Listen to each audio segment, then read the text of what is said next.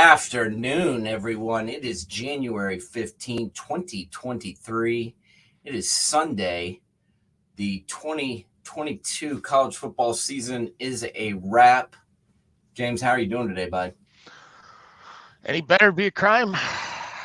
Uh, you It's know, just, it's weird. It's finally over. It just seems like we just started. Now we're on the back end of it. It's just crazy. yeah, I mean this season seemed to fly by, and I got to admit, I enjoyed the whole thing till the very end. Yeah. Yeah. No, I You know, agree. me and you sent me that tweet about the guy that said, let's be honest, Georgia's won two titles in a row, but you take away the Jamison Williams injury and you take away the Marvin Harrison injury, and do they win either game? I mean, I don't know. I Yeah. don't know. I mean that's it's a joke, and it's kind of humorous, but it's also got a little truth behind it. I think Well, I with mean, that statement. I keep going back to the Ohio State Georgia game and take nothing away from Georgia. I mean, they got a quality program there, but I mean, no JSN, no Marvin Harrison Jr. When you look the last quarter and a half, you're playing a receiver at running back, and you still had to have a missed field goal wide left at the end of the game to beat them. I mean, CJ Stroud, he's a good quarterback, but he ain't a freaking miracle worker. I mean, he can't throw the ball to himself. I mean, that's No, why losing a guy like JSN, I mean, a JSN type of guy would have. I mean, you look at those crossing routes, and they were really targeting Keely Ringo. I mean, honestly, I keep seeing people's draft stock of Keely Ringo go up, and I'm like, I don't know if I play him at corner in the NFL. I think I play him at safety if I do. Wouldn't I you? mean, it's tough to cover these guys from Oh Ohio yeah, State. I mean, it's easier said than done. So, am I going to rip him apart for that one game? Not really, but as a whole, I see some question marks in his yeah, coverage ability, but all I've heard all year is how great this Georgia defense is, and how dominant they are, and how they're one of the greatest defenses in the history, and all this stuff, and how they just reloaded. Well, the Ohio State Buckeyes ripped their ass apart. I mean, C.J. Stroud threw for 350 yards and four touchdowns. He averaged over 10 yards a pass. Not to mention, you know, he ran the ball on him. I yeah. mean, he had several runs, which I'd never seen him do. And, I got to give CJ a lot of credit. He Yeah. stepped up big time in this game. There was a lot of people still questioning him for what reason, I don't know. But there were some people that were still wanting to see more out of him and wanting to see a big performance on a big stage. And he delivered. I mean, even after Harrison went down, Yeah. he was figuring out ways to get the ball down the field. I mean, that run at the end to set the field goal up, that to me was him saying, I'm going to go and win this game, and he nearly did. My question to you, James, and this is something that I'm not going to really harp on it because I'm not the asshole fan who rips on Ryan Day's play calling, but it does, at least it does at least allow us to ask the question, what were your thoughts on the play calling after the CJ Stroud run? He got him down there on the borderline of field goal range. I mean, he tried to throw it. Yeah. So it's not like he was being conservative. Me and you talked about the actual call, and you didn't like, throwing it, to the receiver that he chose, and maybe the route. But I want to get your thoughts again on that combination after the run. Honestly, I would have kept throwing the ball, to tell you the truth. I mean, when you're down to that kind of running back situation, the only person I'd want to have run, I mean, granted, it's easy to play Monday morning quarterback where you look at everything after the fact, but I mean, you had so little depth at the running back position. Why even try to run it? I mean, I like the slant play, but I would have had Ibuka be the slant guy because once again, who are they going after? Ringo. They were targeting Ringo every single time they turned around. And I got to give Monken credit in the game against TCU because you could tell they game planned very well. They took TCU's offense and put it right back at them. They made a point of making Bowers a central focus of that offense right off the bat. And say what you will about the little engine that could, man, Stetson Bennett just. I went from thinking going into that game, this is going to be the last time we're going to see Stetson Bennett. I think somebody is going to have him as a backup on their roster next year in the NFL. I mean, the guy just knows how to win. I wouldn't be shocked to see him start in the NFL. I got to be honest, all I did was buy into the discouragers and jump on the bandwagon of, oh, he's not that good. Oh, if he was on any other team, he wouldn't, do this. He's, a product of the system, whatever you want to say. I got to be honest, none of it's true. You can go on and say whatever you want to about the kid, but if you didn't watch the Buckeyes game in the second half where he put up 18 points in the fourth quarter, he had the one interception, but besides that, the game was completely flawless. He had 23 of 34, 400 yards passing, almost 12 yards. I gave CJ Stroud his credit. Well, Stetson Bennett's numbers were even better. So I've got no doubts about this kid anymore, and I think he can pretty much do whatever he wants. If he wants to be an NFL quarterback, hell, why not? He's better than Kyler Murray, in my opinion, and Kyler Murray's got $250 million. So, I mean, that guy has just lost the locker room completely. But, I mean, you get back – when I heard people down south talking about that, Georgia played a C-plus game. I'm sorry. When you throw for almost 400 yards, you're not throwing a C-plus game. I mean, name me another game where they threw for 400 yards all year long.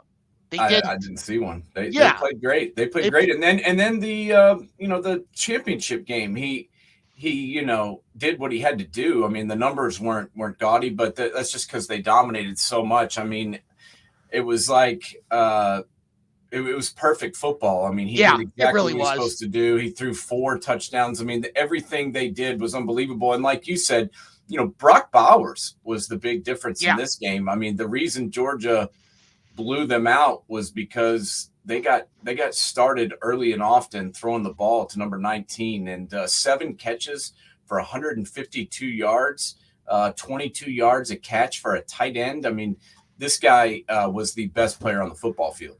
I want to go back to the Ohio State game because there were many times I forgot about Brock Bowers because he was such a non-factor in that game, which means Knowles must have had something dialed up pretty good because name me a time where you don't. I mean, heck, they'll do end arounds to a tight end in Bowers in the Monken system. And honestly, name me other time you've seen end arounds from a tight end. Never. I mean, that's why I'm like, he's got one more year. He goes pro. I think he's a top 5 pick. Wouldn't you say? Yeah, he's definitely a early first rounder, especially the way that the tight end position has been glorified in the NFL and the strength of the importance of the position. I think he's definitely a top 10 pick, maybe top 5. I don't know. We'll see. The thing that sucks with him is that he has to go back and play college football again because he's ready. He should be allowed to go to the NFL right now. All he's doing by playing next year is risking injury. And this is a kid right here. You talk about Jackson Smith and Jigba and whether or not he should have come back and played last year and what, some people questioning his desire to play and all that.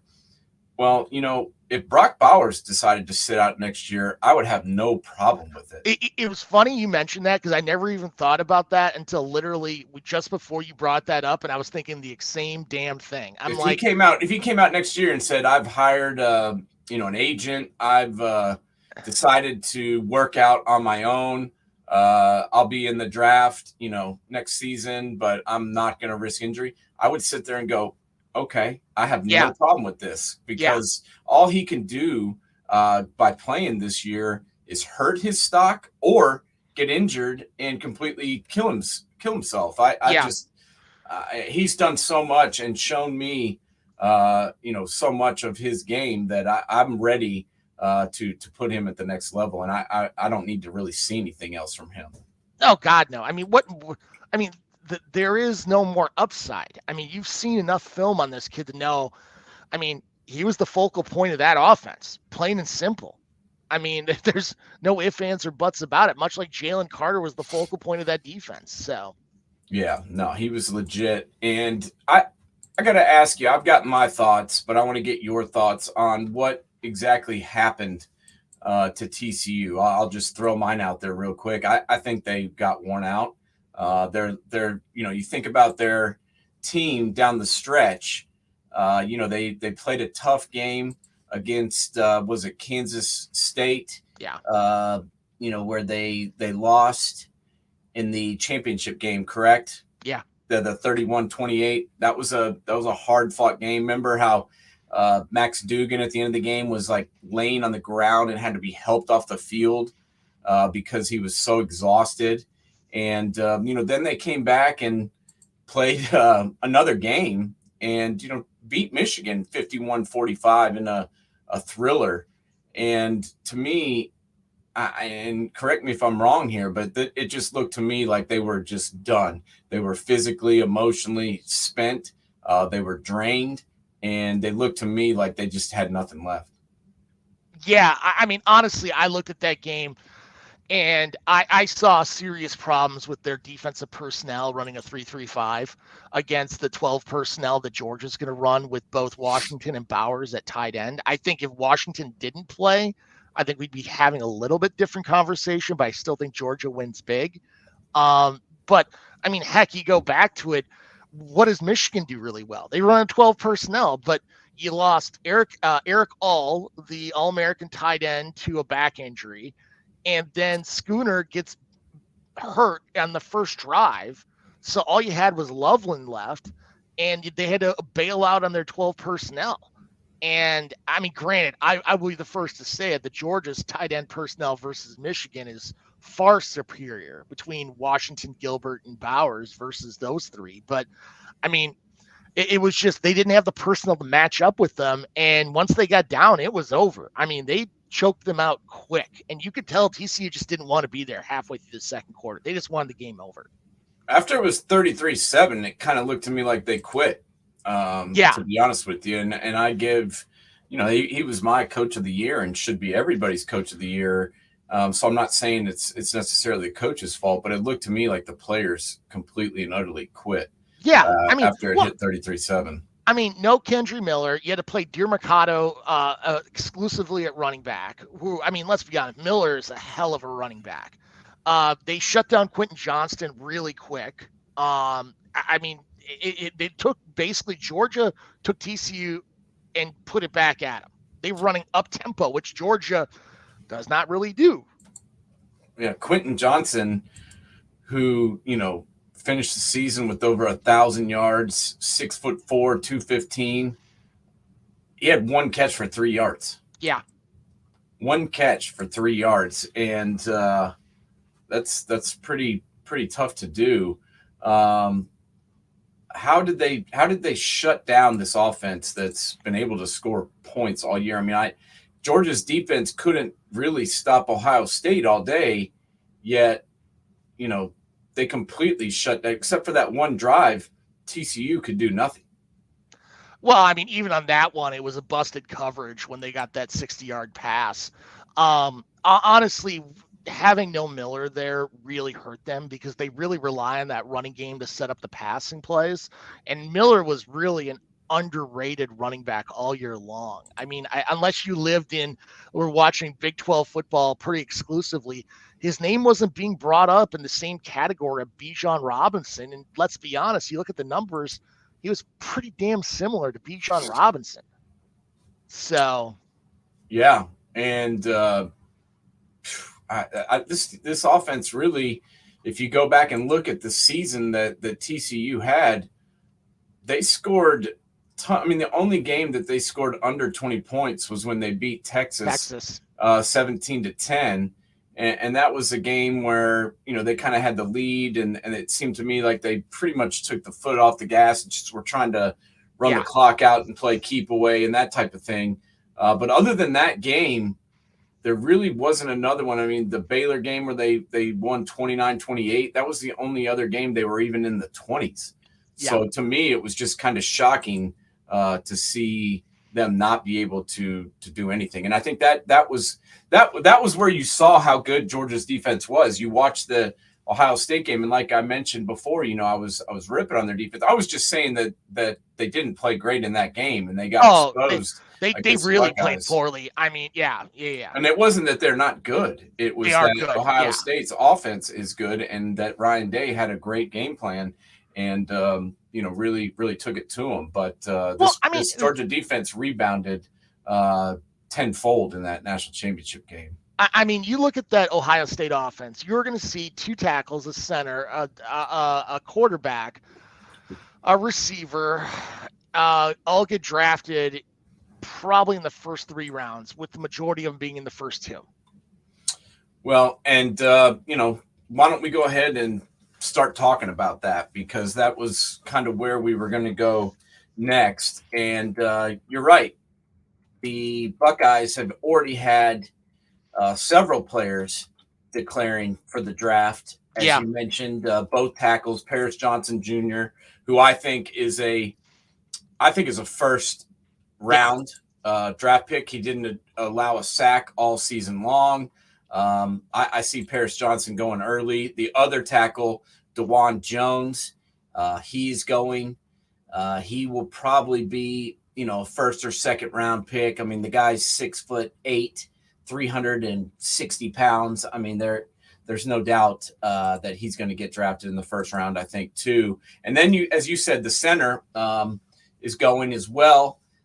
We've got Jackson Smith-Njigba has declared. I believe Ronnie Hickman has declared. Almost all the Buckeyes that we figured were going to go this year have declared, yet the quarterback still has not. And a lot of people are making a big deal about it. I'm really not. I think he's just, wants to go through the process, and just before he makes a final decision, he wants to make sure he's 100% sure. I don't really 100% know why he's doing this, but I still think he's going to go to the pros. I think he's going to go declare for the draft. But what do you think the holdup is with CJ Stroud right now? I think he can, therefore he will. I mean, you got to remember, he's got till the end. He's got till tomorrow to declare. And I was just sitting there looking it up. I mean, is there still a supplemental draft where if he decides to come out, later, he could be part of the supplemental draft? I believe, that's kind of a difficult question. I think, I don't know, really. I don't think that's really something he's thinking about. I think he's either going to do it or he's not. I still think he is going to. I just don't think you can really pass up that money when you've already solidified your position. Yeah. Would I love for him to come back? Yeah. That would be great, but I don't see it happening. I mean, you're turning down north of $36 million by staying in school. Now, this is a kid that's already gotten paid. I mean, he's got a nice ass car. He's got a Maserati and he's got a deal with like the Maserati dealership in Columbus. So, he's got a lot of NIL money. He probably makes close to his valued at over $3 or $4 million already. Yeah. So he has money, but do you want to risk the injury? He's seen all these other guys. He saw what happened to Jackson Smith-Njigba. He saw both his running backs being banged up. That's something we didn't really talk about. The national championship game was, national championship semifinal. Travion Henderson and Mayan Williams, neither one of them played. So he's seen a lot of injuries come down around him. I just don't think that he would risk it, in my opinion. No, I agree. I think at the end of the day, he's going to declare 100%. So we'll see. I mean, he could go as high as 2, honestly. I mean, he's going to go high. I mean, I don't see him go past 5, to tell you the truth. Well, there's so many teams that need a quarterback and need a quarterback bad. I think that there's going to be a lot of moving around in this draft, in my opinion. Yeah, absolutely. I mean, there's no doubt in my mind, Chicago Bears are trading their draft pick. It's just not a question of if, it's where. They need to. They need way more than – they don't need a quarterback, first off. And second off, they need so much besides the quarterback position that they need to they need to stockpile picks. So yeah, I agree with you. I think the Bears are going to trade back, and there's so many teams that need a quarterback. There's going to be people moving up. So I think he's Yeah. I think he's a top 5 pick guaranteed. I think he needs to make the move. But let's talk about some other guys that have already declared that maybe shouldn't have. I mean, I'm going through this list. There was a lot of guys that we expected, the Jalen Carters of the world. Lots of guys that we thought should do it and figured they would. One question about a guy that declared that I wanted to talk to you about is Jahmyr Gibbs, the Bama player. What the hell happened with Jahmyr Gibbs at the end of the season? Yeah, I was wondering that too as well, because it seemed like more and more he was disappearing from that offense. I mean, you look at the Tennessee game, when they played Alabama in Knoxville, I mean, the second half, you question if he was even on the field. Like he was a focal point of that offense. In the second half, he just disappeared more and more and more. I did not get it. Yeah, well, it's not like he wasn't good. That's why I didn't understand. I didn't know if he did something or got in trouble or got into a fight with the coach. I mean, I have no idea, but it was really weird not seeing him out there. I mean, he had 24 carries for 103 yards and 3 touchdowns and wasn't really playing a lot at the end of the game in that Tennessee game. And then down the stretch, it was a lot more of Jace McClellan and Ja'Cory Brooks and other people getting carries, even, handing it off to the running backs. I mean, I just didn't understand why he wasn't getting to play, and I wasn't surprised to see him going in the draft. I figured he was either going to do that or transfer maybe, just because it seemed like there'd been something happened there. But Jalen Hyatt, from that same game we were just talking about, the Tennessee receiver who won the Biletnikoff, he's gone. He's declaring for the draft. We heard about that, before the bowl game. I think he's going to be tight. One of the top wide receivers taken. Michael Mayer, the guy that everybody thinks is the second best tight end, is going. But, what I want to focus on right now is the guys that I think maybe I was surprised by going. And I think, in my opinion, don't really have the ability to get drafted. I mean, the biggest one to me is Anthony Richardson. Yes. This is a guy that I look at as a dude that has a lot of talent, but has done absolutely nothing in college football. So I'm not sure who's told him that going to the NFL is what he should do, because I don't know where he fits in the draftable range. I know some of these guys, prognosticators, are high on him, but as we've seen, most of the time those dudes are wrong. I think Anthony Richardson's making a big-time mistake. I couldn't agree with you more, honestly. And granted, if you got a chance to take the money, take it. But honestly, I can see him slipping farther and farther back in the draft. I mean, granted, everybody overdrafts quarterbacks so much, but the kids, you look at it from a pure athletic talent standpoint. Oh, he's legit. But quarterback talent, for as many good games I've seen him have some real stinkers too as well. Yeah, I have no clue what he thinks he's doing by going in the draft. I wouldn't draft that guy. I wouldn't either. As I was talking about earlier, I might sign him as a undrafted free agent and put him as an arm in my camp and see, if he could beat somebody out to win the third job or something. But I don't see him being anywhere close to being ready to play in the NFL. The other one we talked about was Zach Evans. I think he probably could stand to play another one, but at the same time with him, he's a running back. So if someone told him that he might get drafted, I don't really have a problem with him going because of the fact that he, the position that he plays. His whole recruitment makes me shy away from him to begin with, because he couldn't. Everybody was comparing him to being the next Melvin Gordon. And he just, time and time again, heck, he got suspended in high school football. He was originally going to commit to this school, pops out, decides not to go there, then decides to go to another school, gets there, and then decides, I don't like it here. Transfers to TCU, and then transfers to freaking Ole Miss. I mean, it just seems like this guy is just jumping time and time again, and the talent's real. It's just, what do you get with this kid? He just seems very unstable in his overall demeanor as a whole as a player. So yeah, he's a good athlete, but yeah, I've got a lot of question marks about him and his decision making. I didn't really understand why he wanted to go to TCU in the first place. I mean, I know he's from Texas. I believe he went to high school at North Shore in Houston. Yep. But TCU's not really where I saw him headed, especially with the offer list he had. But he chose to go there and leaves, after a year, not even a year.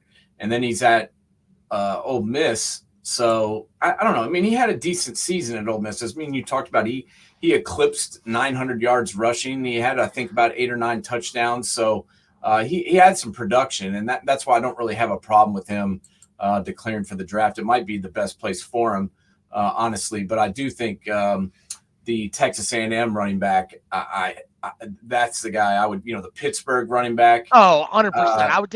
I would take honestly, Achane, I'm high on. I think if he has good combine, I think his draft stock is going to explode. Considering, I mean, Texas A&M's offense was a freaking disaster area, and he was the sole bright spot. Yeah, it didn't slow him down at all. So either the Pittsburgh, I could see the Pittsburgh or the Texas A&M running back, or both of them going in the first 3 rounds. Yeah, I think it's a good move for both of them to go. I've seen enough out of them to. But the other one that I guess has NFL talent, but I think is going to drop is Boutte out of LSU. I mean, this guy comes out, announces that he's coming back. That he wants to play another season for the LSU Tigers. We all thought he was going to declare or transfer, and he comes out with this huge press conference and tells everybody he's coming back to school. And then now he declares for the draft and says he's out. This guy was just kind of an enigma all season long. Now, I know that the quarterback position at LSU wasn't a real strength as far as the passing game goes, but very disappointing season for this kid. Honestly, I think he should have gone back for another year. What do you think about Boutte? Honestly, if I didn't go back, I would have transferred out because, this year showed nothing. Absolutely. I mean, he went from probably being a top 12 pick to, unless he combines really well, he could be 3rd round. Well, and that's what I was thinking. I was like, if this kid were to come back and go to USC, he'd probably be a top 10, 15 pick. I mean, this season was just such a disaster. 48 catches, 538 yards, and 2 touchdowns for a guy who was supposed to be their number 1 weapon. And then, he had the injury the year before. So you got the injury history, you've got the, kind of questionable decision making. Yeah. And then, the lack of production to me is a question mark. Who else? I'll give you my one other guy that I've got on my list here, and that's Bigsby out of Auburn. Really? Another guy that I like, but I don't know. I just don't. I mean, I think he should probably declare for the draft because he's a running back, and if you could possibly get drafted, you should go. But he's just a guy that I'm not as high on as everybody else, I guess. With him, I think it's a smart move on his side because he is truly an untraditional running back to what you see today. He's more of throwback to like the 90s, early 2000s where he's bigger.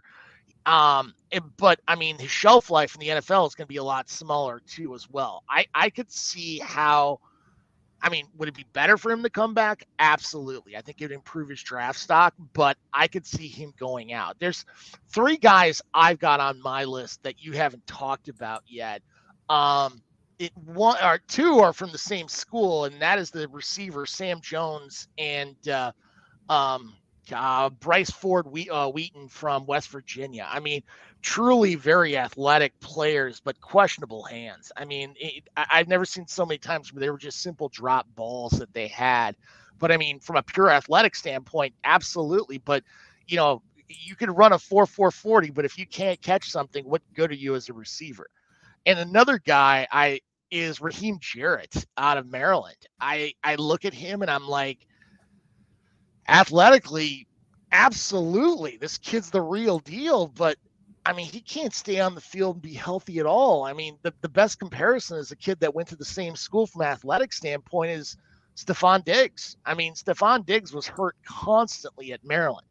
Yeah. And then he got drafted in the 5th round by the Vikings, and look where he is today. Now, Raheem Jarrett is unbelievably athletic. I mean, you're talking about a supreme talent at receiver. He's got to stay healthy.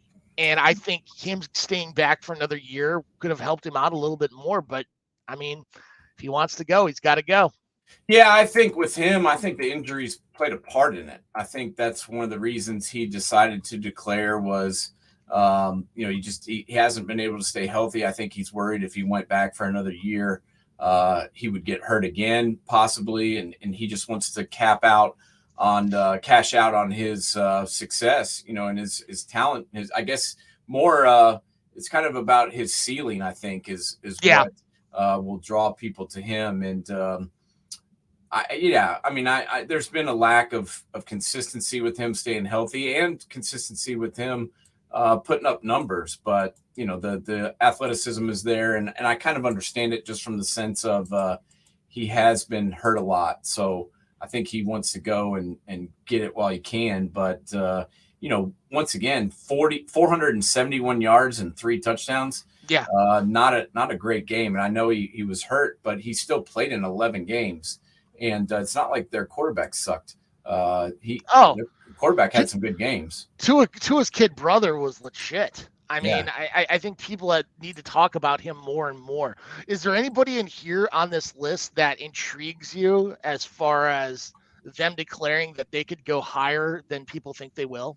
Yeah, there's a couple. The only other one I wanted to talk about that I think was kind of a mistake was obviously the kid from BYU, the quarterback. Oh, Jaren Hall. Absolutely. Yeah, Jaren Hall. I don't know where he's getting his information. I mean, he had some moments this year where I watched him and saw him and was like, this kid is legit. I like what I'm seeing. And then he kind of fell off big time towards the end of the season. I mean, with the BYU kind of went as he went. Yeah. And as his play started to suffer, they started to fall apart. So that one to me is a big question mark. But you mentioned it before, Luke Weipler, the center from Ohio State. This is a kid who's only a redshirt sophomore and not really getting a ton of talk because he's a center. Yeah. But I think he is a potential 2nd or 3rd round pick and could be a guy that could start right away. One dude I wanted to ask you about, obviously Deuce Vaughn, I think is a kid that some people underrate just because of his size. But I think he can be a really good NFL football player, and I think made the right decision going about that. What about the kid from Penn State, the sophomore wide receiver, Parker Washington? What do you think about him, and do you think he made the right decision going to the draft? I was shocked, honestly. I mean, I mean, do I think he's good? Yeah, but he needs more development. He's not like Hamlin, where Hamlin was just so freaking fast. I think this kid's got potential, but I think honestly, if he stayed for another year and played under Drew Aller, I think his numbers would be greater, and I think his draft stock would be much higher. I'm really kind of shocked he jumped in. I mean, granted, the receiver draft isn't like holy crap crazy like it's been in years past. So maybe there's a supply and demand issue on that fact. You're talking about Deuce Vaughn. Honestly, I think he's going to get drafted a lot higher than people think he will because he still fits in that Darren Sproles, Austin Eckler kind of mindset where, I mean, people like make shots at him about his size, but I mean, think about it. When your offensive linemen are 6'4" or greater, and you've got a running back at 5'5", you better hit your hole because if you don't, you're not going to see him in the backfield. You better hit the hole, and if not, you're in trouble. And I could see from a fantasy perspective, especially in PPR leagues, Deuce Vaughn could be a solid gold type of player. Yeah, I agree. That's why I brought him up. I just like what I'm seeing, and I think he's a guy that everybody wants to compare him to Darren Sproles because Yeah, went to the K-State same they went to the same size. school and the size. But I Deuce Vaughn is more of a downhill runner to me than Darren Sproles was. Darren Correct. Sproles was more of a scat back kind of water bug type dude. Where I see Deuce Vaughn, man, he can bring the lid, and I think he's just more of an every down back in my opinion. I mean, he carried the load. That's for why Kansas Austin State. Eckler, I think, is a better comparison to him. Yeah, I think he's got to put on some size, but absolutely. There's a couple other guys I'm intrigued by in this draft. One is underclassmen, you mean? Yeah, that declared. There is the safety out of what's his name? Brandon Joseph, the safety out of Notre Dame. He was the All-American at Northwestern, transferred to Notre Dame. This kid's a legit safety. I mean, very legit. He's not being talked about as much as he was in the past, but this kid is crazy good. And on top of that, Nick Herbig, the linebacker out of Wisconsin, honestly, I see a lot of TJ Watt in him. And I think you get a system where you got linebackers really blitzing from the sides. I think he'd be a perfect fit in that set. Yeah, I kind of like the linebacker out of NC State, Drake Thomas. Oh, yes. 6 feet, Agreed. 240. Kid not really getting a ton of talk, but somebody who I really like. I mean, he's had almost 100 tackles 2 years in a row. He's played 4 years at North Carolina State. I know he's only listed as a junior, but he's actually – everybody forgets the 2020 season didn't count for some reason, which is throwing everything off, in my opinion. It's confusing the hell out of me how this season was played, but doesn't count. But yeah, I like this kid. I like him as a linebacker. He's someone that kind of jumped off the tape. You mentioned the safety out of Notre Dame. I mean, I like his intangibles, but he's not a kid that jumps off the tape at me. Yeah. Someone that jumps off the tape at me is Tyjae Spears, the running back at Tulane. Oh, yeah, absolutely. Unbelievable. I mean, the way this kid sometimes is truly targeted by the defense, but can still, get yards and make plays. And I just, even against the good, the best teams they played and the good teams they played, he really showed up, in my opinion, on all those games. I love, obviously, Bijan Robinson. I would take him in a second if I needed a running back. I mean, we'll go through each position one at a time and each give our favorites, but he's probably my favorite running back.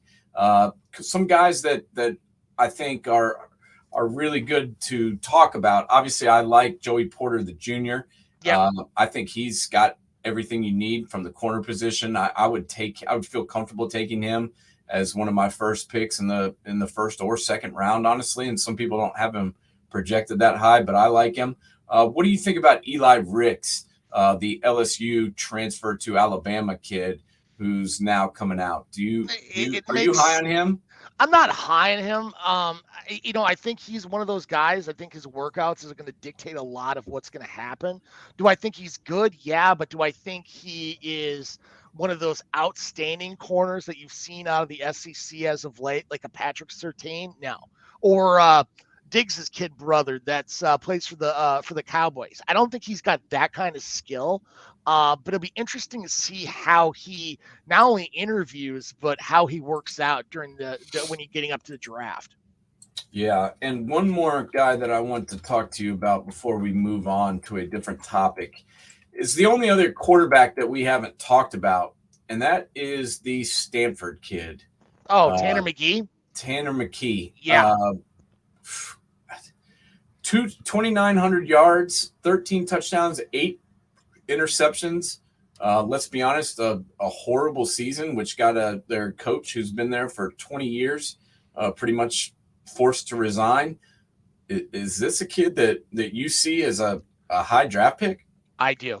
I truly do. This kid's has some real talent. and was probably one of the few bright spots on that Stanford offense.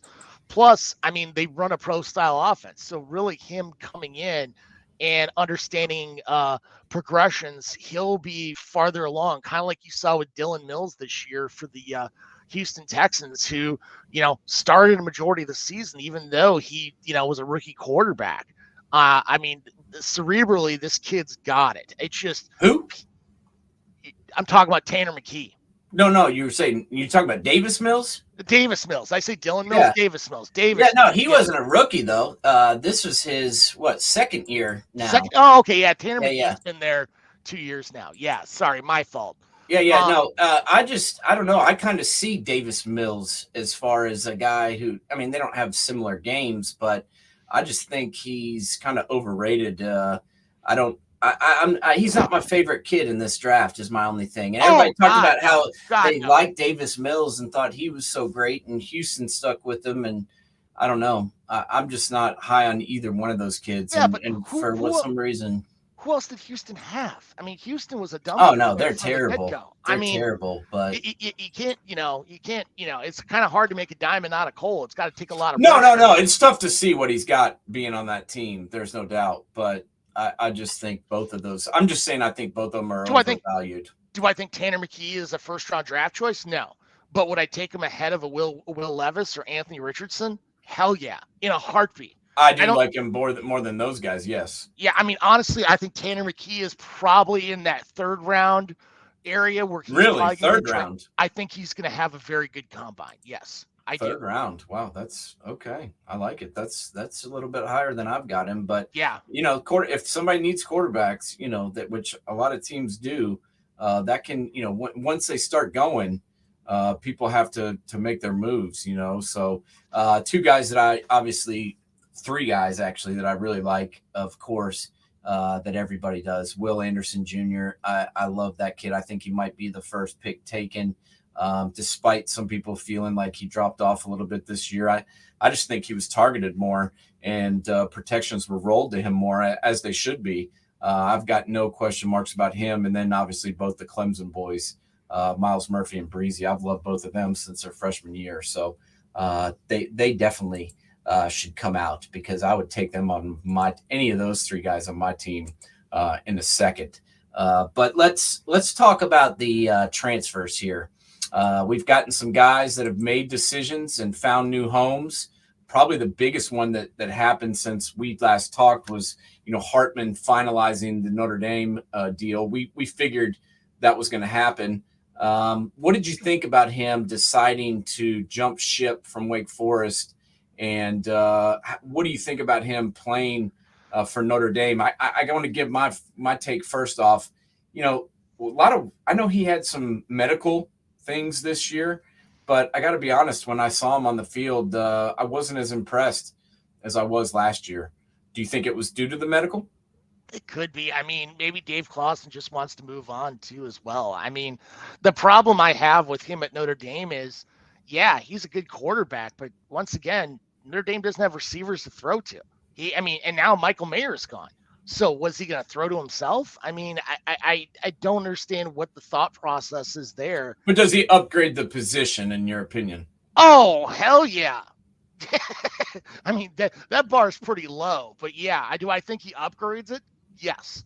But yeah, I mean, he's better. He's better than Pine. I mean, he's better. Oh, yeah. He's better than Buckner. Yeah. So I do think he's better than those two kids. My question mark is the freshman coming in. I'm not sure I'd be real happy if I was that kid. And they probably sold, Marcus Freeman and company sold me a bill of goods how I could come in and compete for the starting job as a freshman. And he ain't going to win that job. I mean, this kid's played 4 years at quarterback. You think some freshman kid who's never taken a snap is going to beat him out? I know. I thought the same thing. So, don't you think that would piss him off?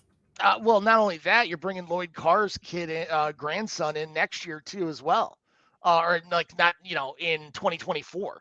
So, I mean, it's not like you've created, all they've done is basically bought themselves some time, and that's about it. Yeah. I'm just saying, if I was that kid. Oh, I'd be upset. I'd be upset. I'd be upset. I'd be like, you told me that I was going to compete with these guys you had. I mean, I'm sure they didn't tell him, oh, we're going to get Wake Forest's Heisman Trophy quarterback. I mean, I just don't think that was. I just have a hard time believing that was told to this kid. And I'm obviously talking about Kenny Minchey, the kid from here in Tennessee. Yeah. Who was a top, pretty close to a top 10 quarterback in the country, and the number 3 overall prospect in the state of Tennessee. I don't know. I would be concerned if I were him, and I'd be pissed off. But let's talk about some of these other guys that have found homes and made their move. I want to get your thoughts on Florida State. I think has ripped this portal up, getting Fentrell Cypress from Virginia, the top. One of the top 3, top 2, maybe the top corner in this whole portal, getting him, and then also grabbing Jaheim Bell from South Carolina. What did you think about what Florida State has done so far, and what do you think about those two dudes? Great pickups. I mean, honestly, fantastic job. I think the biggest problem Florida State has going into next year's depth, but I mean, you look at the way they closed out the year. I think they're going to be walking in top 10 preseason next year, and really on the back of their quarterback, who really has improved so much. Yeah. And now you've got them a tight end. They're stronger at the corner position. I mean, honestly, they've really had a strong. I mean, heck, you got the Fiske kid coming out of Western Michigan too, as well, to come and play down lineman for him. I mean, he's already enrolled, ready to go. So, yeah, I mean, that is impressive to say the least. The one thing that shocked me, and I want to get your opinion on this, is not what they're receiving, but what they're losing. And that is South Carolina and Oklahoma State. What is going on with those two programs right now? I have no idea, and I'm so glad you brought that up, because I was just thinking that when I mentioned Jaheim Bell's name.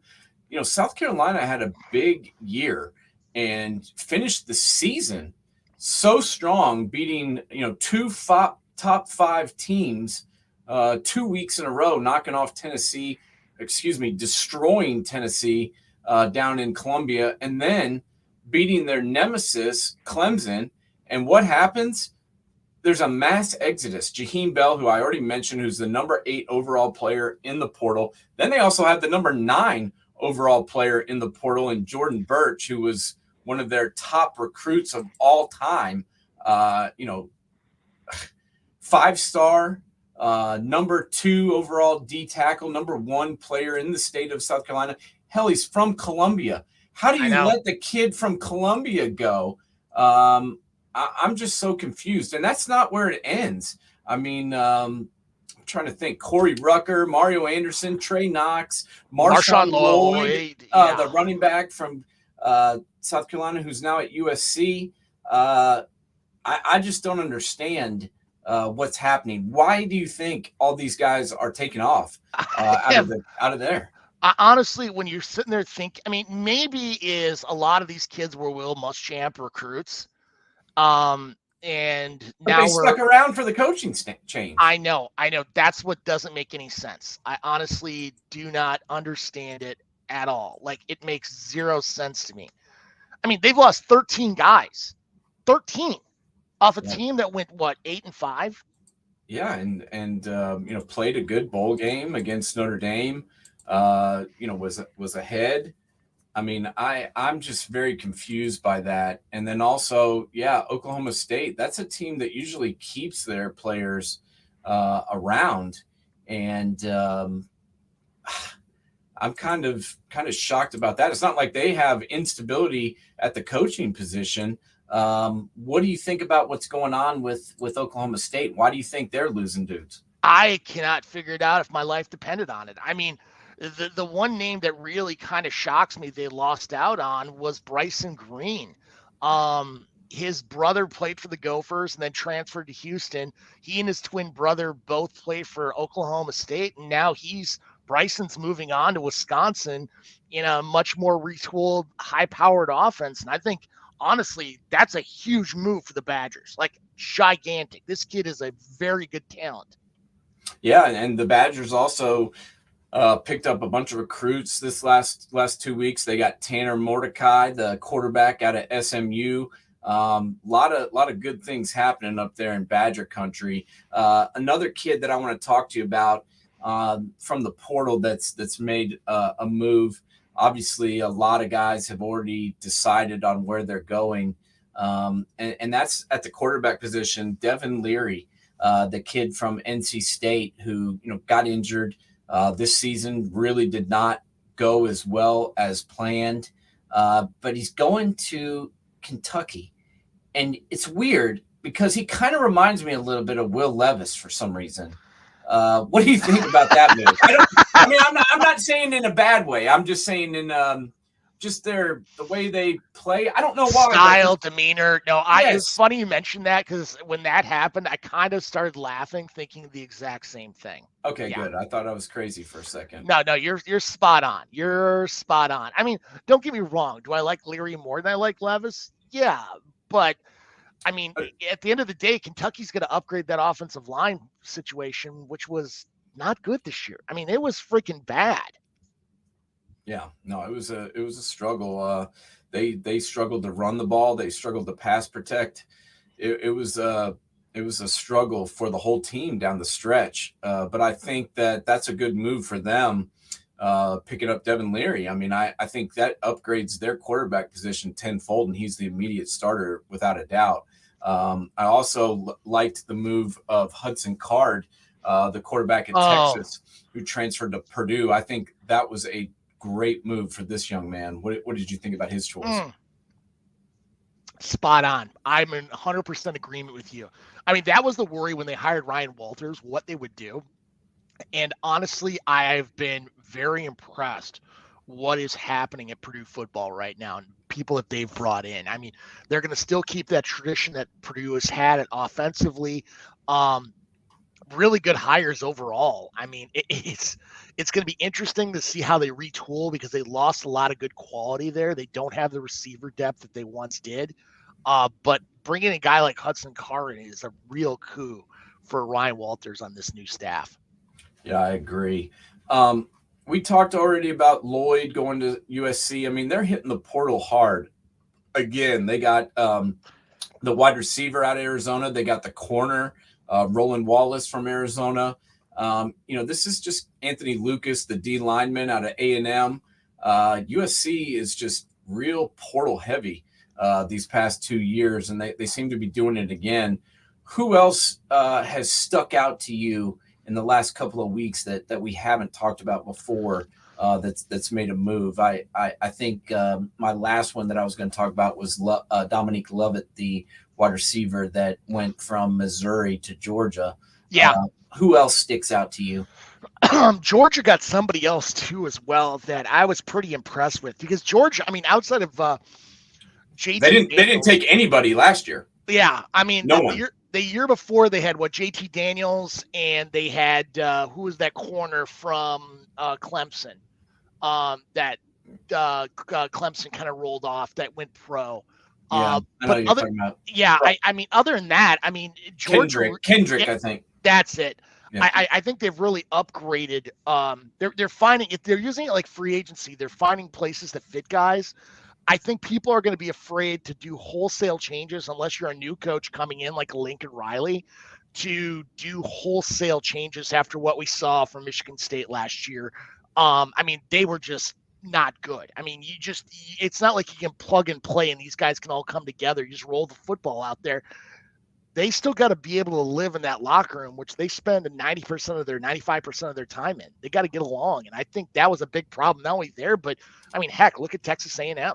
Yeah, that was a shit show. Yeah.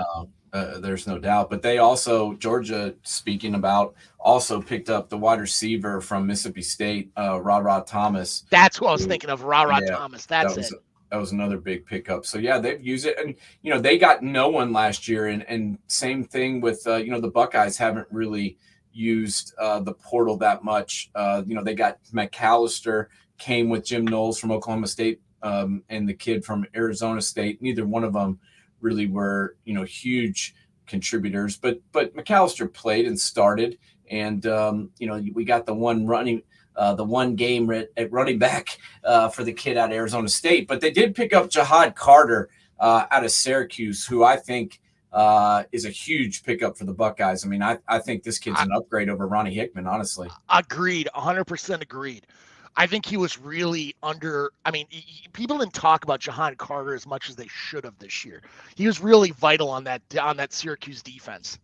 Yeah, I agree. What did you think? Last one for me on this particular topic, and that's the quarterback out of Kent State who transferred to UCLA, Colin Schlee. What do you think about him, and what did you think about UCLA signing him? It was funny you bring that up because there was a lot of names being kicked around to go out there. Nobody was really talking about Colin Schlee that much. No. I mean, you look at the type of offense they ran at Kent. I think this is going to be an easier transition working with Chip Kelly. I think it's going to be a little more run than he's used to. But I think the transition process is going to be a lot easier for him as a whole. Yeah, I think so too. But it's interesting. Before we get out of here, I just want to ask you real quick, anybody else that is still in the portal that, you are really interested on where they're going? I mean, I know we got Sam Heward, the quarterback from Washington. We've got the offensive tackle from Alabama, who was kind of actually surprising to me that Damian George, who's transferring out of Bama. Spencer Sanders is still out there. Who is it that you see that's still available that might be able to really help somebody? Well, I honestly, I think the bigger issue is going to be this is just round one. People forget round two is going to happen after spring ball's done. I mean, that's where I think you're going to see some position battles, and I think it's becoming harder for coaches because, yeah, you want to come out of spring ball with a dedicated, starting 22 and have your 2 and 3 deeps already put in place. Yeah, now they can't do that.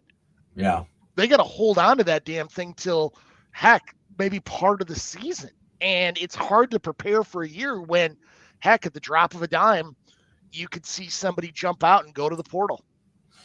Yeah, no, I agree. But do you think anybody that's left out there that hasn't signed is even going to help somebody at this point? I mean, I'm trying to think about, besides those guys I mentioned, I guess, I don't know if you saw the wide receiver from Kent State signed with Penn State. Yeah. I think that was yesterday. Cephas. Yeah, Dante Cephas. Yeah, I don't really see anybody out there quite yet that could be that create that kind of cataclysm. I think we're just going to see more change come spring ball. I mean, there's some moves that still just kind of like scratch my head. Why did they happen? Like Tommy Brockermeyer, his dad was an offensive lineman at Texas, was a first or second round draft choice. He was an Alabama commit. Now after 1 year, he's going to TCU. Yeah. I just, there's a lot that just kind of like scratch my head and where they're going. I mean, heck, I love seeing Dante Thornton going from Oregon to Tennessee. I think him and Brew McCoy are really going to take that to a whole new level, especially with Milton, who's got a cannon for an arm.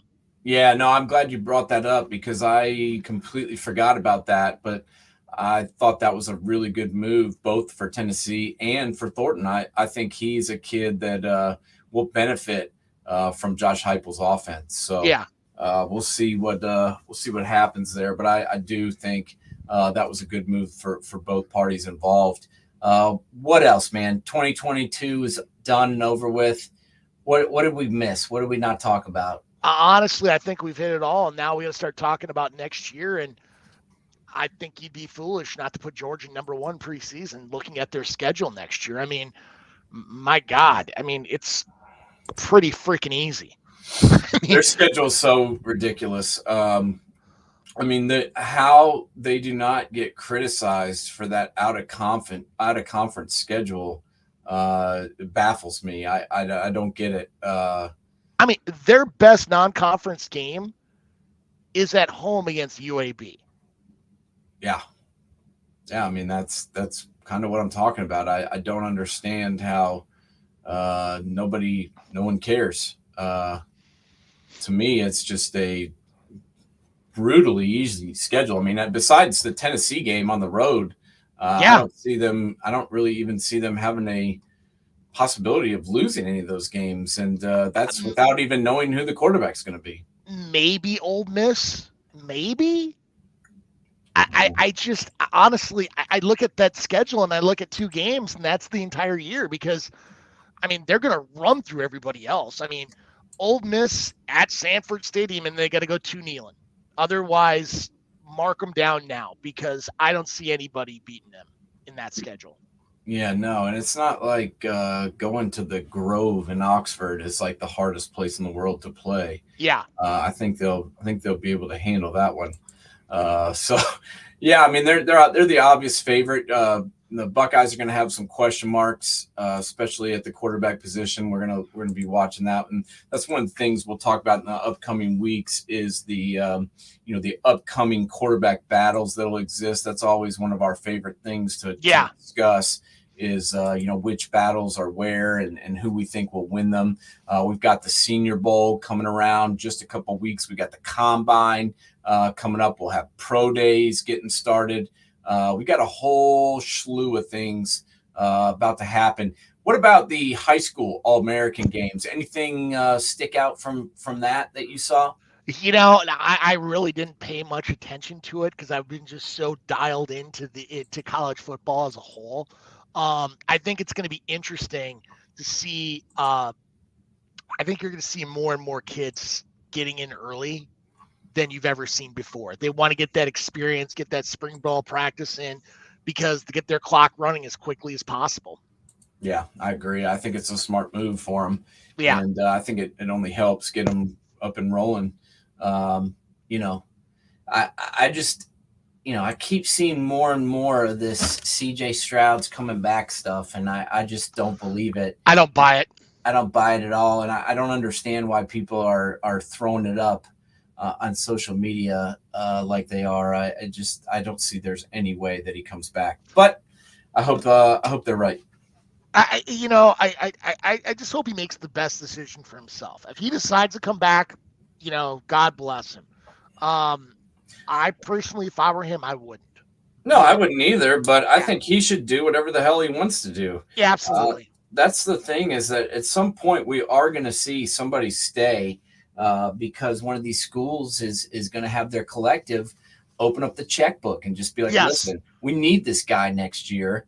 He probably wants to go to the draft. Can we give him anything close to what he may make in his first year? Because that's really all you have to do is if you can match, what their first year total salary would be, including the signing bonus, maybe 5-6 million. I mean, hell, they're giving this kid Nico $8 million to come to Tennessee. I wouldn't be shocked to see it, James. Well, I mean, that's going to be the hard part is some of these collectives. I mean, Nico's coming in, but people are already penciling in Milton. But if you're going to be paying this kid that much damn money, don't you want to see his ass play?